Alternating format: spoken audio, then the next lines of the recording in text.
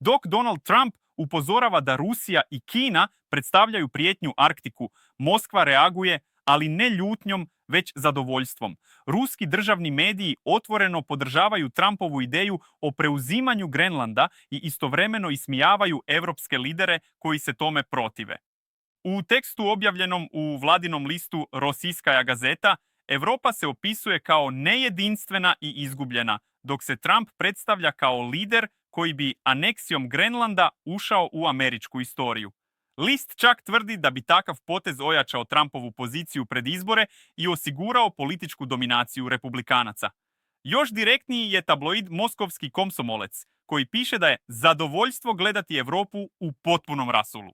Zašto Rusija podržava Trumpa? Jer svaka kriza između SAD-a i Europe slabi NATO i transatlantski savez, što Moskva vidi kao stratešku pobjedu. Prokremaljski komentatori već koriste prijetnje aneksijom Grenlanda da relativizuju rusku invaziju na Ukrajinu, tvrdeći da Zapad nema moralno pravo na kritiku. Za Kremlj je jasno. Trumpova konfrontacija s Europom pomaže Rusiji više nego bilo kakva vojna akcija.